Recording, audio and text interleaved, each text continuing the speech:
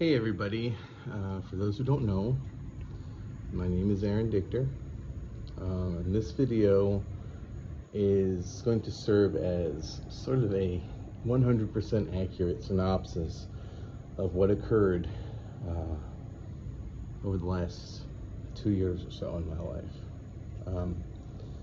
It is a story about making it to the top and having pretty terrible people destroy the mountain from underneath me. But it will end with a note of hope, rest assured. So this is really for two types of people: people who are just coming to the channel, and people who are just fucking confused about what's going on. I'm going to tell you that you should disregard any video that contradicts what I say in this video, because there's a lot of confusion along the way, and that was caused by, intentionally caused by disingenuous people, usually under the auspices of trying to imply that I have some kind of mental illness involving delusion. So let me tell you a little bit about myself first. I am extremely high-functioning autistic individual. I have an incredibly sophisticated mask that is so sophisticated most people can't tell, most doctors even. This mask gets destroyed under stress, and you may see some other videos on this channel where that autism is far more apparent. I cannot switch it on and off voluntarily. However, there are situations where it does switch off around certain people where I'm comfortable. It's very rare.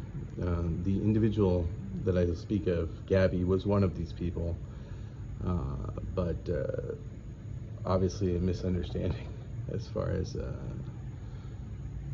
we'll get into that. So I also have complex post-traumatic stress disorder. This is caused by decades of psychological abuse, mostly from my family, and most recently from Gabby. Okay, and the symptoms of complex post-traumatic stress disorder are slightly different in individuals with autism. Some people will describe what they see in me as mania.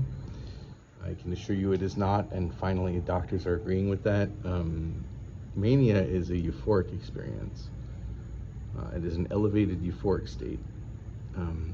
What I experience is an elevated state of terror and concern for my own safety and the safety of people I care about, and it is known as psychosis. That psychosis is different from mania. Usually mania, once it starts, cannot be stopped. To stop my issue, you simply have to remove the danger. That's it. And I never experience the issue unless there is an understanding that I'm in danger or someone I love is in danger. That's it. Only reasons it ever happens. There's a couple ways to treat this. A mild antipsychotic has been recommended to me as a secondary last resort option at this point. But the primary cure is to be more intelligent about the situations I get into and the people I associate with, is what is advised to me, and I can't say that I disagree with that at this point. So this video is called Señorita, Lolita, and the Hacker from NASA. So it begins, I am working at an MSP, a managed service provider, and I'm going to use real names of people in this because they should be comfortable with their role after my name has been smeared all over. So here we go. I'm working at this MSP. I am in a well-respected role in this MSP, a leadership role. I am a lead, and I handle escalations. I am the face of the company. They send me out to sort of gain the confidence of clients who are not comfortable with the MSP model and would prefer an on-site tech guy. And in addition to taking escalations, I proactively prevent them, right? So I don't just fix a problem that's escalated to me. I sit down with the tech and I go, let's go over how we can do this. I love to teach. I love to take complex topics and break them down into simplistic, easily digestible bits. And so it was a great job for me. Around this time, we got a new tech. His name was Spencer Hadfield. Now, Spencer had potential. He had worked for Apple, He was a little behind in tech. He also tended to take things really personally and had anger problems. But they were not insurmountable. He definitely admired stoicism, had a big admiration for Dragon Ball Z, could draw amazing, like, I think he got in trouble for his fan art, like, being considered counterfeit Akira Toriyama art. He was just amazing. It's the only thing he drew, but he drew it like, you couldn't tell the difference. So anyway, I take this guy under my wing. I start to train him. He's being forced out. I really try to boost him up. And it gets to a point where I think he makes a mistake. Somebody makes a mistake. I think it was him.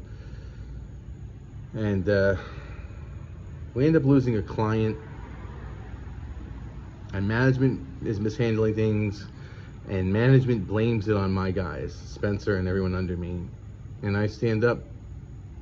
I say, this is not a problem with the help desk. Here's our stats. You know, this is a management problem. And I'm immediately listed for firing.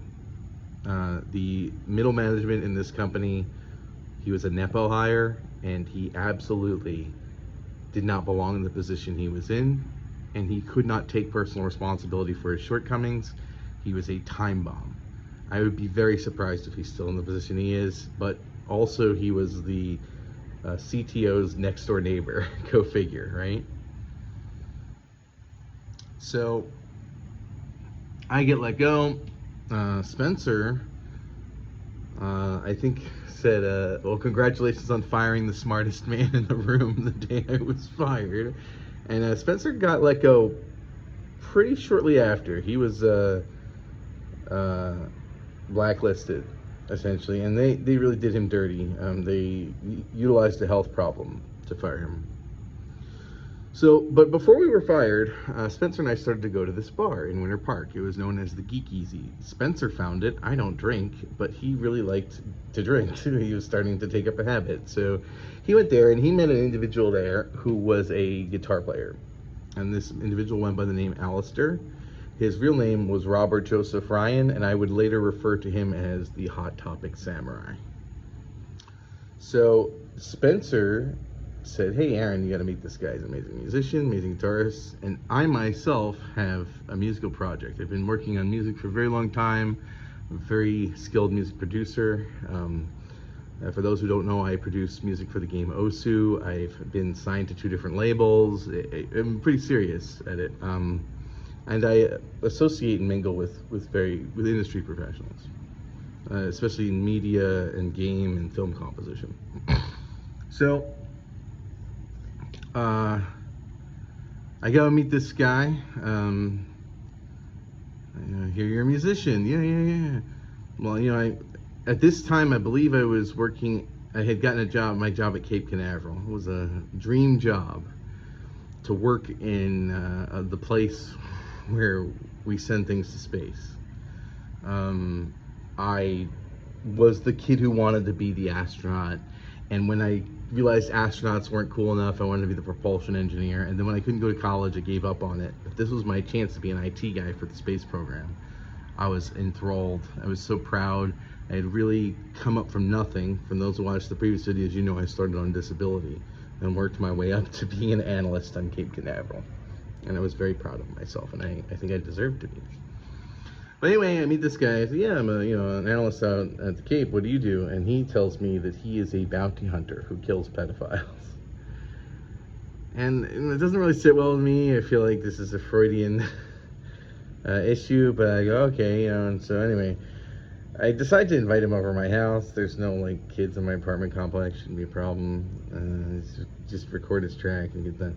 So he shows up in a small red Volkswagen Beetle, driven by what appeared to be a young teenage girl. So he's bringing his stuff in my house. She's helping him carry gear. I get her, like, I'm like, hey, are you in school? She goes, yeah, I'm in college for psychology. I'm like, so anyway, this girl was Gabby, who I call Señorita Lolita. So anyway, Gabby is actually a really interesting person. Gabby is a model. She does, like, anime related to cosplay modeling, and she has an excellent design sense in her photography and sort of scene setting. She just seems to have a real talent for it. So I go back inside and I state this because I went to school for design. It was one of the few extra post-secondary things I was able to grab. Anyway, Alistair, or Robert, or Hot Topic Samurai, whatever you want to call him, says some real foul shit, some chauvinist shit about her, you know, she's not going to be doing that for long. I ended up kicking this guy out of my fucking house. I didn't record anything with him. He tuned his guitar for like 3 hours. I was real fucking annoyed with this guy.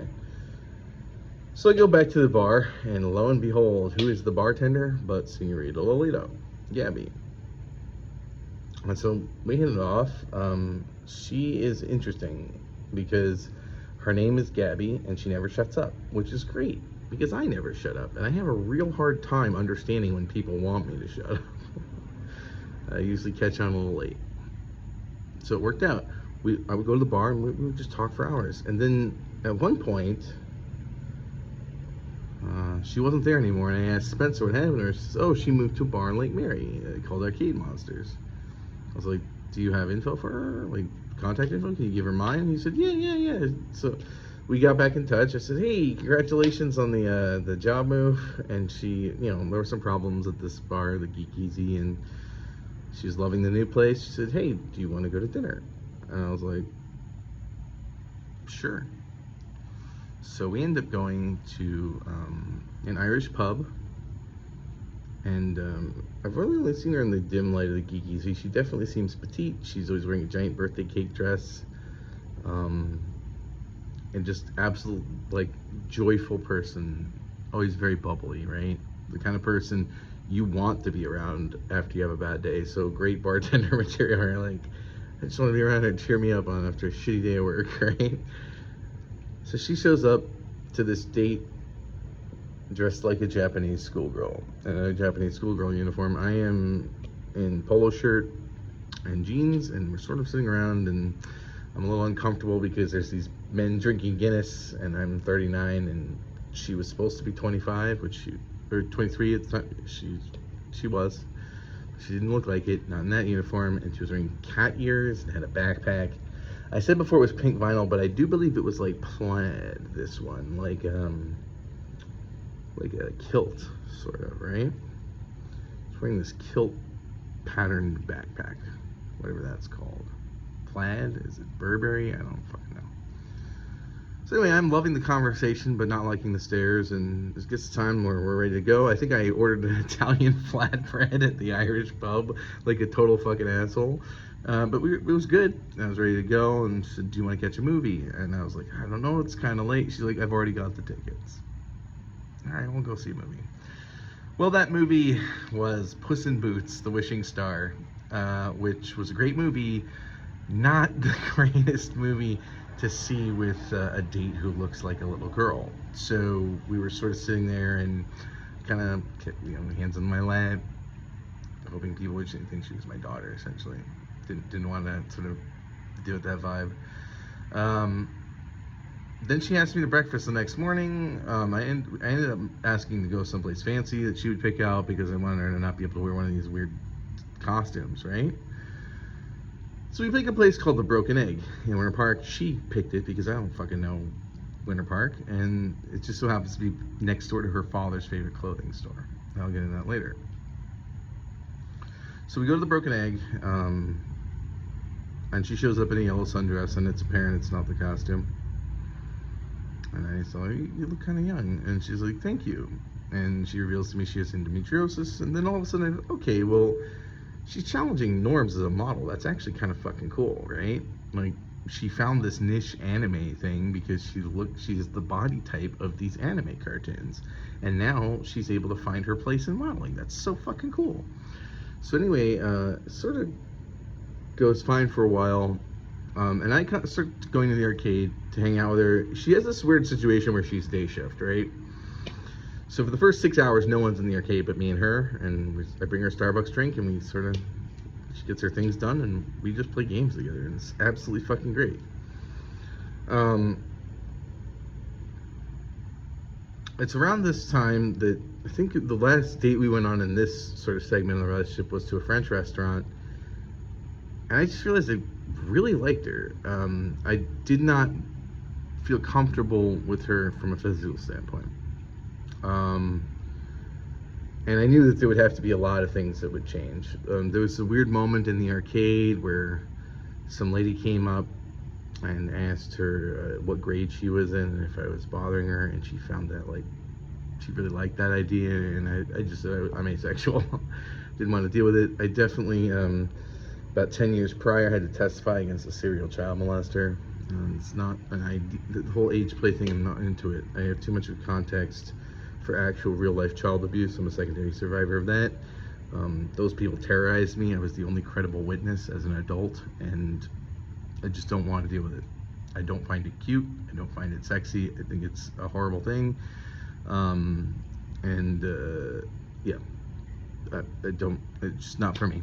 I'm not going to judge other people's fetishes, but I'm just not about it. So anyway, so what ends up happening is she gives me some weird line like, I can go on dates, but I can't have boyfriends or something. And so at this point, I want to let you know, from the day I saw her in the bar, she tells me she's separated from the Hot Topic Samurai.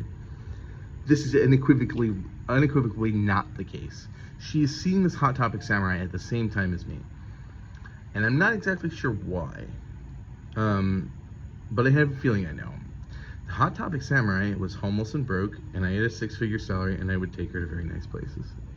Now, I don't think that she couldn't go there on her own, because she has her own wealth for reasons I'll talk about later, but I think she just liked to be treated nice and not really have anything demanded in return, which is what I was about. I just really loved her. I just loved spending time with her.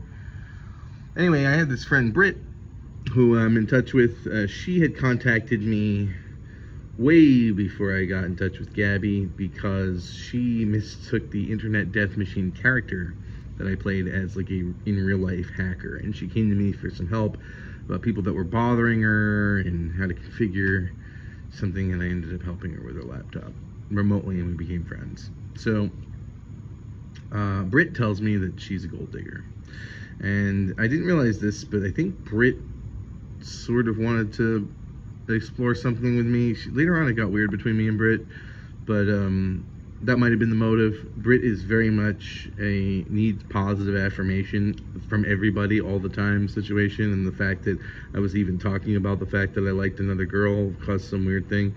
So anyway, she used to be the queen bee, in other words. So I said I didn't feel like that was the case. Anyway, I start to talk to Gabby about this. Anyway, she ends up saying, I thought you were different, but you're just like all the rest. So she then goes and tells Hot Topic Samurai that I'm bothering her. And Hot Topic Samurai starts to make threats. I end up with a death threat on my car. It says syntax time. Hot Topic Samurai shows up to my apartment complex, and several days later, Señorita Lolita calls into my job and gets me fired from the Cape. This leads to the loss of my apartment. I cash in my 401k. Like a fucking sucker, I'm still taking her on dates using money from my 401k because I don't want her to feel like a diminished quality of life just because I lost my job and I knew I would get another one, which was not the case, because she would continue to sabotage any jobs I told her about that I was applying for. I feel like this is going to be the one, Gabby. Oh, I'm sure you'll get it, Aaron.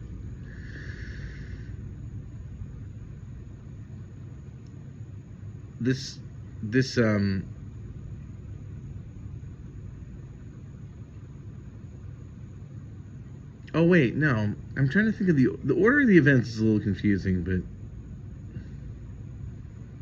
I think I might have got that death threat right before she threw me under the bus to Robert. I don't remember exactly.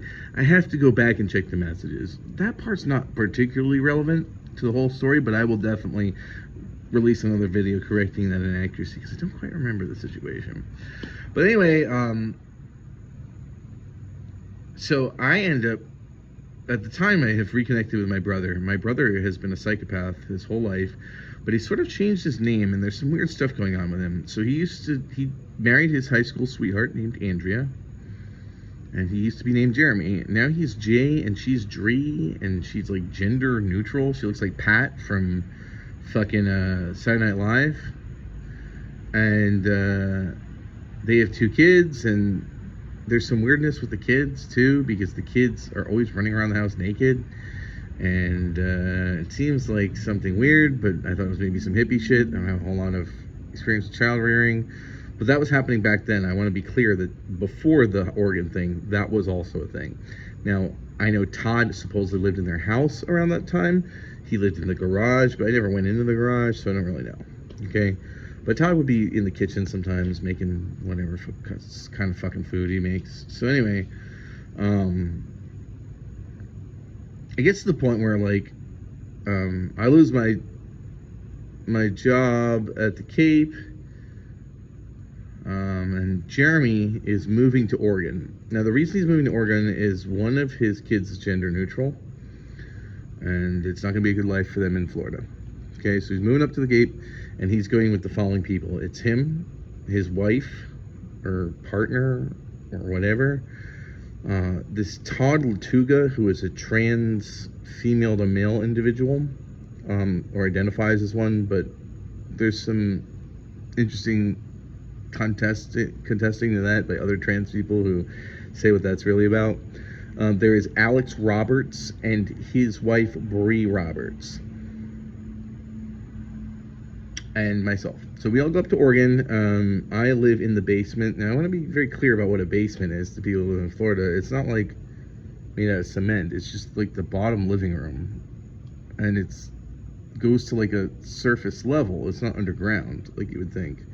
Some of these houses are on like a mountain. It's weird. For people who live in a flat area, I can't explain it. But the back of your house, your backyard is much lower than your front yard up north, right? So living in this basement, and basically, at some point, Gabby, after months of fucking silence, sends me this vicious text. The lady at the arcade was right. You shouldn't be around little girls. And I found that to be really fucking awful. And it made me like, I just did not like that. So I started sort of questioning, like, the adults around me. And I noticed Todd is watching the kids run through the sprinklers at one point, and I don't like the way he's fucking looking at them. So I mentioned it to my brother. I say, listen, now there's this whole thing about the kids, too. Like, everyone is an equal caregiver. There are no parents. And I got shit at one of these fucking house meetings. I said, hey, I'm not a caregiver. They said, well, what are you? I was like, I'll be a babysitter or a cool uncle, but I'm not going to be a caregiver. I'm like, well, what is the difference to you?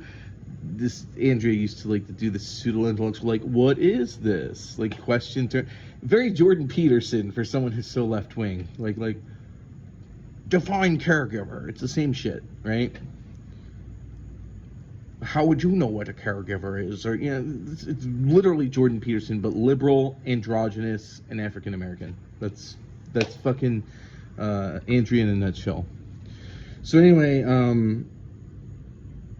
I said, well, it's really simple. A caregiver makes authoritative decisions for the kids, and I don't want to do that. I want to be the fun uncle. I'll be a babysitter in a pinch to ensure safety, but I'm not making rules for these kids. It's too much responsibility for me. I would have my own kids if I want to do that. It's like, we have no authority figures. I know that's how you grew up. And I'm like, fuck you. So anyway, that's how it basically went. But it got to the point where I said to my brother, listen, here's the thing. You got like a bunch of weird-ass adults all exploring weird sexual stuff, and the kids need to be wearing clothes. And I don't like the way Todd's looking at them. And he said, yeah, I think the kids do need to be wearing clothes. And also, that's concerning because Todd is a pedophile. And I said, what? What do you mean Todd's a pedophile? Oh, you didn't know? I was like, no, I didn't know. Because why are you moving to Oregon with a pedophile? What is this about? So anyway, like, it gets to be this huge thing. Jeremy sort of sounds the alarm because I say, like, I'm going to take the kids out of the house, or I'm going to get Todd out of the house if you don't come back and do something. So Jeremy acts like really like, yeah, this is a serious issue. And like all the other people in the house, I didn't really think about this till the last couple days, are like, Jeremy, why are you suddenly making a big deal out of this? Like, we talked about, we don't persecute thought crime. Literally everyone in the house knew this about Todd. Literally everyone thought it was no big deal until I said something about it, and I believe Jeremy pretended to think it was a big deal after that, for a couple of reasons. One is he knew I was going to make a big fucking stink about it and call CPS. The other is that he was sort of in the spat with his wife and wanting to divorce her and get full custody of the kids, and he sort of figured he could leverage this. At any rate, one day he some spat with his wife in the room next door, putting the kids to bed. I'm watching that pirate show, Our Flag Means Death, which is amazing, in his room with him. He says, I'm taking the kids into custody. This whole dramatic thing goes down. He has me drive him to the fucking airport to go back to Florida. But I can't go back to Florida because I have a job with Intel in their prototype laboratory. After months of unemployment, I finally have a job. And I can't live in the house with these fucking weird-ass partners of his because they're all weird hippie, and they're crazy.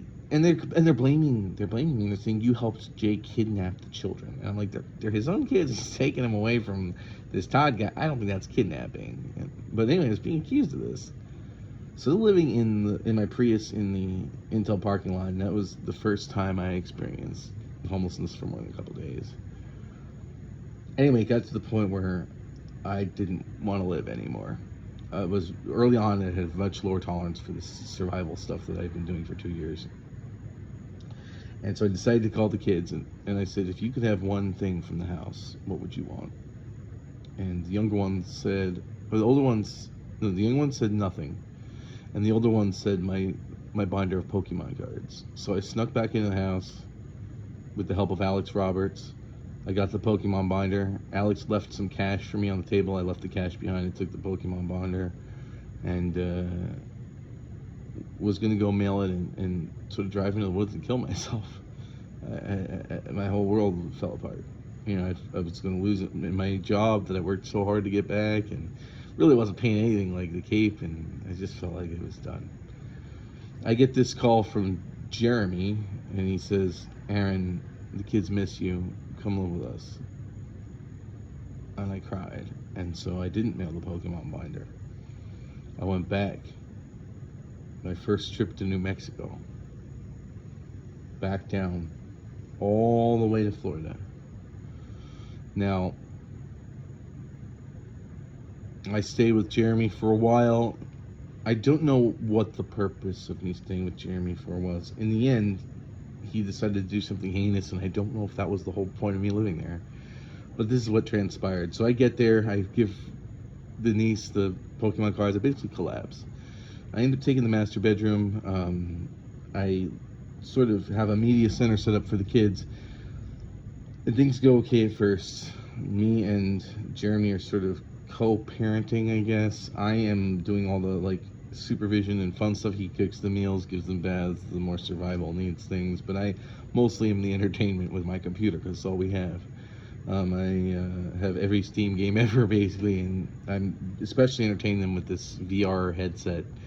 A game called Air Car, which is fly the Blade Runner car around the city, and they love it and they play it for hours. It gets to the point where Jeremy starts stalking his wife. See, they have this Amazon photo app, and everyone on the app uploads their photos automatically to the cloud. And both he, his wife, and I think his wife's mom is on the cloud, and so every time his wife takes a picture with her iPhone, it uploads to the cloud. So at first there's some very important ones, like the fact that Todd is still in the house, sleeping in his bed after we kicked Todd out. They brought Todd back in. And by the way, when they got, so Todd, we knew that he was that, right? When they got to Florida, they found, DCF found that he had done things with my nieces. So this investigation was going on. So it got towards very deep in this investigation. Andrea's sort of ignoring it because she I don't know if she knew all along. I don't know what the situation is. I can tell you that all those people up there were comfortable with what Todd was, and some of them may have been comfortable with what Todd was doing. I don't know what the awareness was. But I tell you what I did find out with regards to awareness. When it came time, we were going to have to give a deposition. with the type of work I do, I want to make sure I wasn't perjuring myself. So I said, I need to see these interview videos with you and Todd and you and your wife. And it became apparent very quickly that Jay or Jeremy knew way before, possibly before I got back in touch with him. And so I stated that I would be happy to say he was a good father, but that he needed to be honest with the judge, and that they wouldn't take his kids away. They'd probably just send someone to check on him. This was unacceptable to Jeremy, so what he did was he conspired with my sister, who is a child abuse counselor and works with DCF, to sort of like get me out of the house. I don't know what the whole plan was originally, but around this time they started suggesting weird things, like, Aaron, you should go be an on-the-road truck driver. I was like, well, that's kind of a cool life, you know. And I of course think they're being genuine because they're my siblings. At one point I said, like, Jeremy, it looks like you're trying to get me like to leave. What the fuck is going on? And he goes, I just really am enamored with the idea of the traditional family. I'm like, first of all, there's a picture of my niece with the words feminist baby on her fucking shirt, and my sociologist friend Stella wanted to throw up when she saw it, how fucking like signaling that was. And she's one of the most loved people I know. So I was like, you really that's what it is? So anyway, it gets to the point where like I realize that I'm not going to be able to stick around, and I need to say something while I had the opportunity. So one morning when Jeremy gets back from dropping off the kids in my Prius, which he uses all day long with my permission, I say, Jeremy, call Ben, who's our lawyer brother. I said, have him rent you a car. I'm taking my car and I'm leaving. He says, why? I said, I don't want to talk about it. I'll tell you when I'm on the road. Come on, like, you can tell me, I'm your brother. And so I decided to fucking tell him what my concern is. And he flips his shit. And he triggers a PTSD episode in me. And he recognizes now how to do that. And so he tries to make it worse on purpose by yelling louder and getting more violent and, you know, waving his hand. Then he calls my sister over and has her socially manipulate me. He says, Aaron, I think you're going to commit suicide. You really need to go to the hospital. I was like, I don't want to die. I just am like freaked out because he's yelling at me. Aaron, you need to go to the hospital. I was like, all right, I'll get in the Prius. No, you're not safe to drive, Aaron. You need to call the ambulance. And I was like, but the ambulance is like $10,000 and I'm trying to get my life together. Big concerns if someone is suicidal, right? And, you know, when I get out, I'm going to need to, well, then you'll have to call the police. And Jeremy goes, no law enforcement in the house. And so Ariel reluctantly agrees to drive me in her SUV with Jeremy in the back and her husband in the wingman seat, the passenger seat, to the Sarasota Psych Hospital. They dump me on the steps, say, have a nice life. So I go to live with a friend of mine, a military friend of mine, who decides to help me out because he recognized, I call him and I'm clearly having a PTSD crisis, and he's trained to de-escalate this, and his techniques work on how to focus on things. So I end up being able to navigate back to my car via an Uber. Oh, by the way, the psych hospital refuses me. They're like, you're not meeting criteria, you're stressed out, man, it's okay. I go back, get my car, I pack my shit in my car, and I take off for Orlando. Come back to Orlando. I live with that friend. He's very helpful, but he does not believe in mental illness nor PTSD. So it's hard. And one time I tried to seek help at a hospital, and he threw shade at me for that. At any rate, it gets to the point where his wife gets a working from home job. She needs an office, and I kind of decide to tell them I have a place to go in Tennessee, but that I don't really, and just to get out of the house to give her her office back. I don't want her to feel bad. And this begins my stint of homelessness. Now, what I didn't realize is that this entire time, from the moment I was dropped on that hospital steps, Jeremy, and maybe even before then, had enacted a plan. He knew that I would never let the thing go with regards to Todd. I needed Todd brought to justice. He hurt my nieces, but if Todd is brought to justice, then Jeremy is implicated. So Jeremy decided to pin it on me. He started to tell everyone that I was the culprit. And he did this covertly, so covertly that I only found out about a week or two ago that this is what's going on.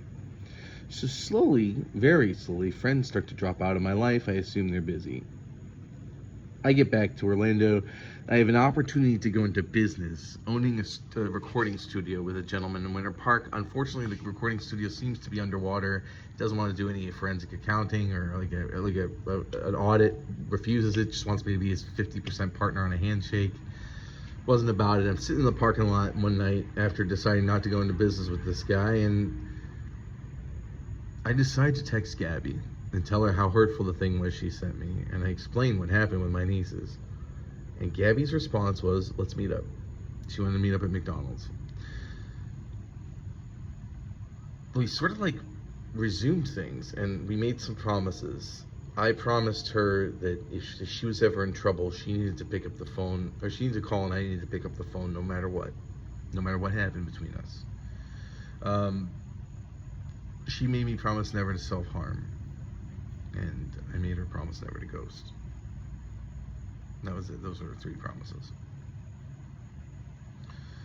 And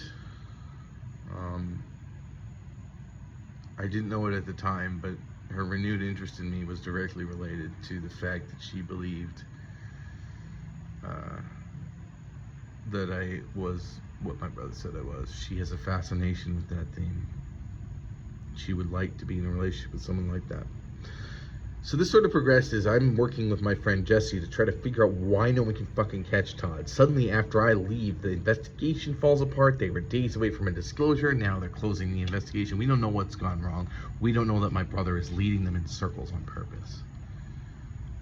So I end up in a hotel put there by DCF and working with Jesse.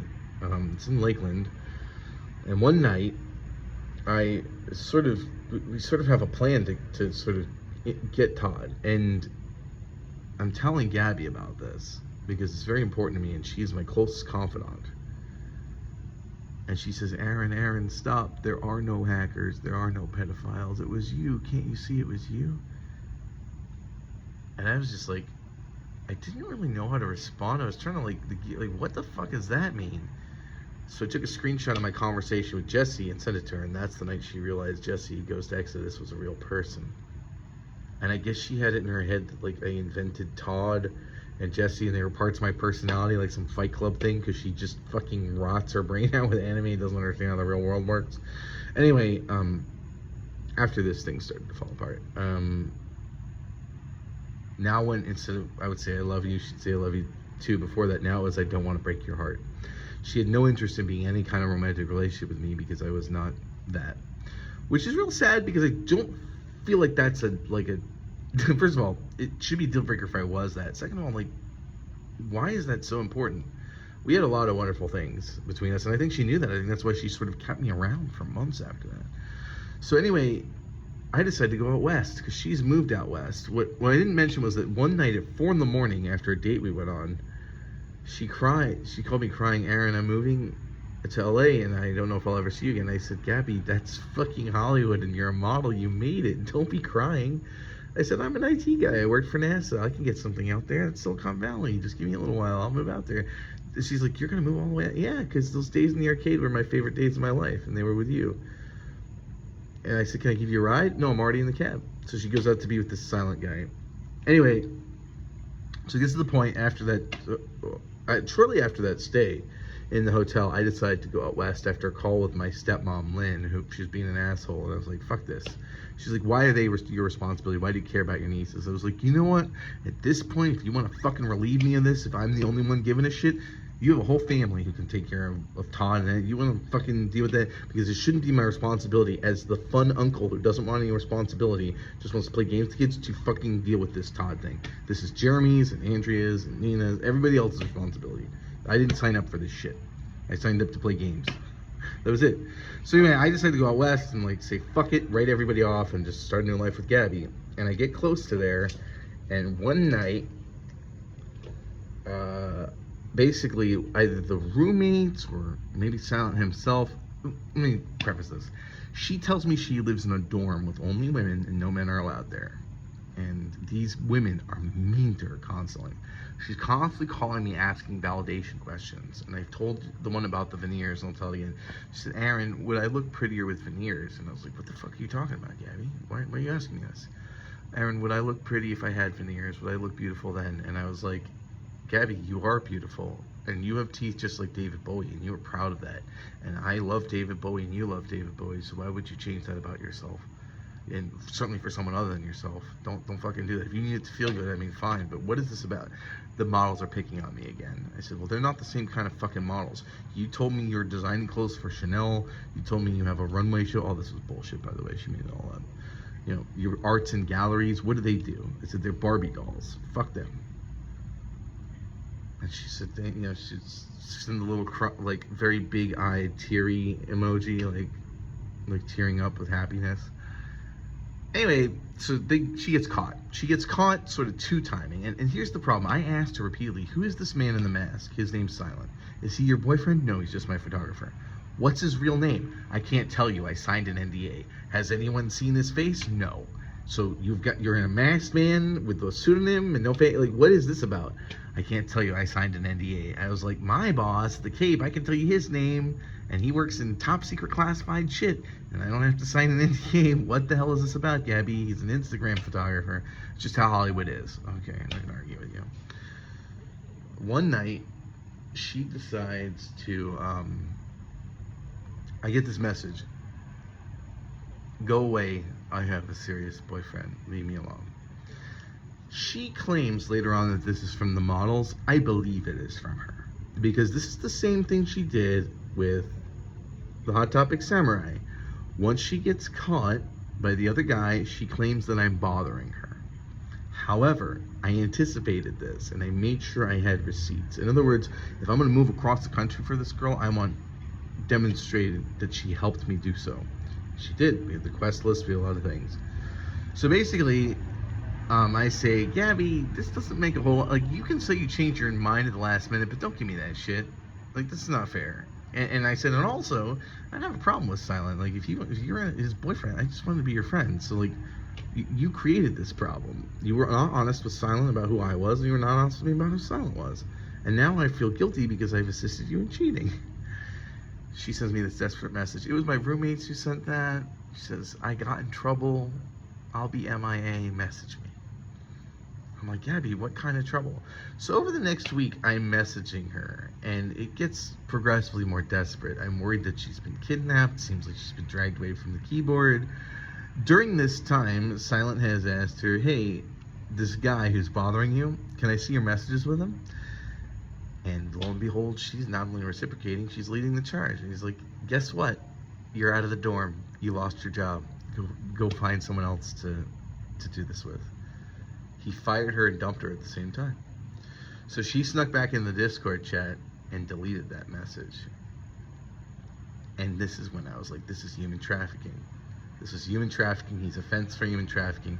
I look up this guy's Instagram. He's just an Instagram account. Living Motion isn't incorporated. Can't find his real identity. All of this points to human trafficking. I checked with some cosplay models I know, and apparently cosplay models get lured out to Vegas and LA all the time into human trafficking. I'm like, this is it. So I tell Gabby, if you don't get back to me, I'm going to call the police. Nothing. I call LAPD. It turns out LA is the largest city in the United States. I need to kind of fucking know where she is, and I don't have an address.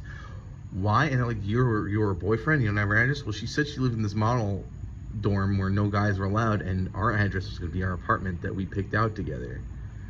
So I reached out to her dad, because she said at one point during this whole thing, when I was suicidal, your dad will always help. My dad hung up on me because my brother had already convinced him of the lie. When I was literally suicidal, I was like, Dad, please, I just want to talk to you one last time. Boom, he hangs up on my voicemail. What a Chad, right? What an Uber dad. Anyway, I say, I'm concerned about Gabby. He goes, well, my wife and I talk to Gabby every day. Let me see what's wrong. This sounds odd, Aaron. And of course he was warm. Why? Because Gabby, at least the one before me, Hot Topic Samurai, was a fucking drug dealer, and she brought me over her house, said, this is my hacker friend from NASA. And her family's like, oh, finally, a fucking, like, person with a future. So, instead of a bad boy anime character wannabe, right? So anyway,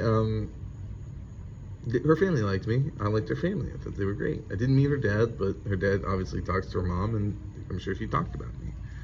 So anyway, She gets back. He doesn't get back to me for 2 days to say, hey, any update on Gabby? He's like, Gabby is safe. I hope this brings you peace. Because he knows what's fucking happened at this point. I don't understand why her dad is so calm about what appears to be a serious situation. Because I think it's human trafficking. And it looks like human trafficking. And it smells like human trafficking. And sometimes it's just a fucking duck, right? Also, she's told me 2 weeks prior to that she doesn't talk to anyone back in Florida after I recommended she let her mom know about the great runway show that was coming up. Why did she say this? Not because she doesn't talk to her mom, but because she was lying about the runway show and the Chanel stuff. She's trying to impress me. She was a pathological liar the entire time. And I loved her for who she was, and she didn't need to lie about accomplishments. But we'll leave that there. So I didn't think it was... How does this guy know? What's going on here? So I look into him, and I discover that his entire identity is fake, and the thing that I've talked about on this channel, which I don't want to cause him any more trouble. So now, what are we seeing? I understand this organized crime situation, and my friends are now rapidly disappearing, because Gabby is spreading the same rumor that Jeremy is, because she does this to all of her exes. The difference is, as far as I know, their ex before me, it's kind of true about. But like, yeah, she starts doing this, and so people start disappearing, and I'm like, maybe my friends are busy. First it's Spencer, then it's Alex, then my church disappears, and I email her dad like, hey, something's wrong. The church is I feel like somebody sent a death squad to Orlando. I, at this point, by the way, don't think her father is doing these things. I think it's Robert. Because Robert was a blowhard and like pretended he was Trafficante or something. So anyway, which is like the West Coast Italian mob, right? On Florida. So like, I'm thinking it's Robert has come after her, right? I was having nightmares about Robert coming back, because what I forgot to mention is the way her and Robert broke up before we reunited is Robert somehow injured her head in the windowsill. She says he bashed it into the windowsill. He says they were having rough whatever. I've heard that excuse for domestic abuse before, but I don't really know what it was. And since she's not really a trustworthy source of information, God knows, right? I don't know whether it was abuse or an accident. I don't really know. But I was afraid he would come back to hurt her. And I thought this was it. So I decide that I'm going to call the state attorney. And that's when I get the call from the loan shark. And I trace it back. And so now all this is happening. And I start to realize, I'm like, well, Steven's this way. And I look at all his neighbors and this way. I suddenly discover something. I don't know if it's a terror cell. I don't know what it is, this whole fucking neighborhood. Turns out, for those wondering, these are just retired people. That's all you need to know. They're people who retired from various professions, that maybe different kinds of professions. And they're just retired and they don't cause trouble for anyone. And actually, they financially float the fucking town of Lake Mary. So they're a very important part of the community here. So yeah, that's all you need to know. But Gabby's getting off on this, and so is my brother. Now this is the part I don't know about, because I've considered this. There's a hitman who comes to kill me in Albuquerque, New Mexico. I've documented this a lot. But I want to bring attention to something. When I call the police, remember what they say from previous stories. Hey man, don't worry about it. It's just like Breaking Bad. And that sounds a lot like It's Just Trash. I am wondering if the initial hitman was a prank like the Schindler Elevator Man hitman. Either way, it's fucking psychological abuse and torture, but it's very different from murder for hire, right? If that man was not there to kill me, but just to scare me, I've suspected that before, right? I've talked about that, and it looks like that might be it. So Jeremy and Gabby are doing this because they suspect that I think everything's mafia and they think it's funny.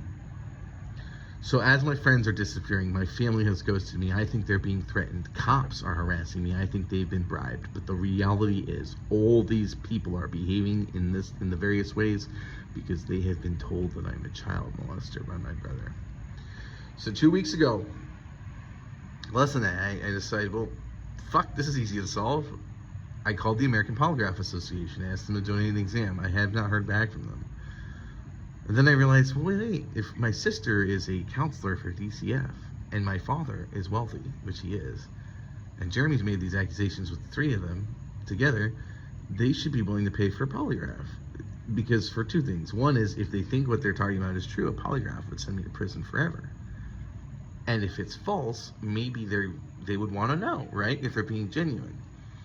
Well, my sister and brother conspired to use that suggestion as a violation of an injunction and reported me to law enforcement, and I spent 5 days in solitary confinement. Got out today.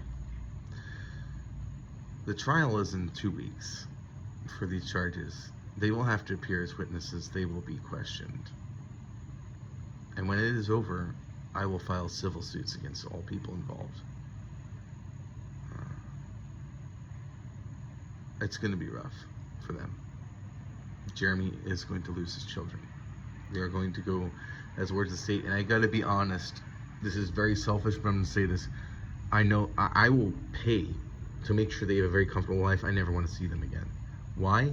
Because my brother in this little thing, he has a safety plan in case I show up. I haven't shown up to his fucking house. I don't know where he lives. I just need to know the county so I can alert law enforcement when the time comes. But I don't know where he fucking lives. I'm not going to show up unannounced. And then, like, there is no situation where I even want to be around his kids if he's in their lives. And it looks like that he's not going to be in their lives. They're going to go to the state, and you know what? I don't want to. It would break my heart to show up and have the kids be like, evil man or whatever. I'm not going to fucking deal with that. I shouldn't have to. They're not my kids. I would step up and take care of them, but they're not my kids.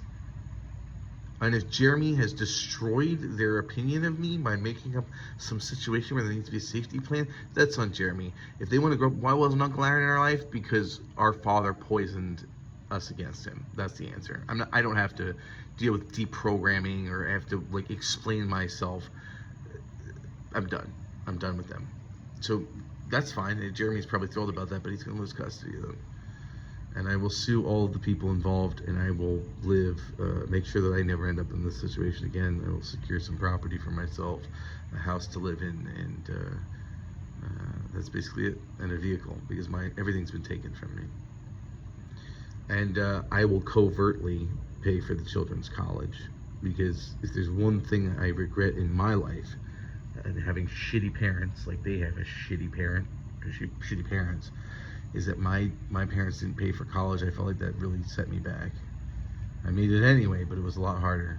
And one of them is showing incredible aptitude for programming and coding, and that both of them need to go to college. There's no reason why they shouldn't. They shouldn't be able to. They absolutely will. That is the end of the Señorita Lolita story. Señorita Lolita and the hacker from NASA. All of these people can fucking go to hell, as can anyone who took my brother's word at face value. If you are currently in contact with me, you know who you are, and this doesn't apply to you, but everybody else hasn't heard from me in a while, go fuck yourself. How dare you just take some hearsay without asking so much as a follow-up question. Because, by the way, a follow-up question wouldn't be answered by my brother. He doesn't prepare those. When did it happen? What did he do? Who did he hurt? Who was the victim? What's the situation? Nobody asks a goddamn question. They just take what he says at face value. Well, the polygraph challenge is still available. I'm going to be seeking one, and Jay, I hope that you also accept my challenge once it's complete. Have a great night, everyone.